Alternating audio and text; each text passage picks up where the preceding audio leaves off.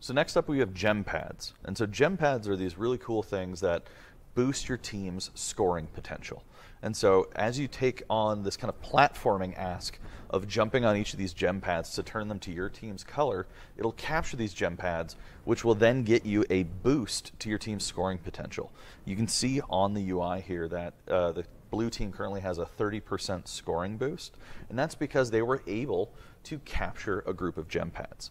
Now these gem pads have a stackable boost, and so what'll happen is once you get a boost, kind of a radial timer will show up, and if you can actually get another set of gem pads, that boost will continue to stack, extend the time, and really up your team's scoring potential. Exactly. Yeah. So a team are thinking about collecting and scoring the Wumpa, but then there's this extra activity of capturing the gem pads to add a boost. So your team's now starting to do multiple activities, and we'll talk more about that. Yeah, and how you balance your team composition as well as your team's activities of, do I want my team just to focus on gathering Wumpa, bringing it back to my bank, or do we want that distraction and really the capitalization of that boost for our team's scoring potential?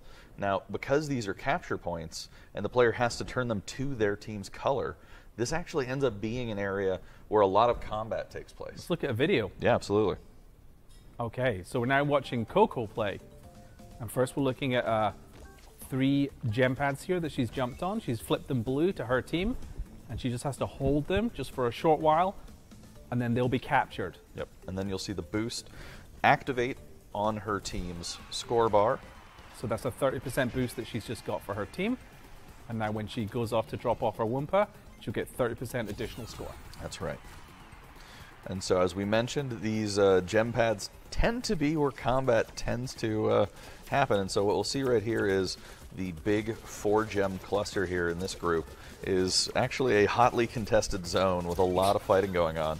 And one of the things that this is something that's bound to happen during a match, and you'll see the gems changing from red to blue, but that also means teammates aren't focused on gathering and scoring. And so you may sometimes want to cut your losses and just go refocus. That's right.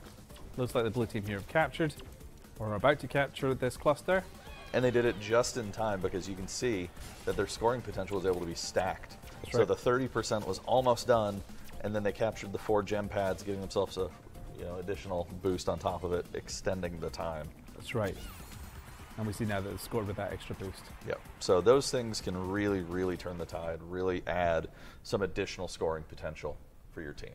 So we're going to move to the next aspect. There's 3 core aspects. We've seen 2. Firstly, the scoring, which was collecting the Wumpa, dropping it off in the bank to score. That's right. First team to 2,000 wins the match. That's right. And then second were the gem pads, which again are these kind of groups of gem pads that if players can turn them to their color by platforming on them, they get an additional boost to their scoring potential.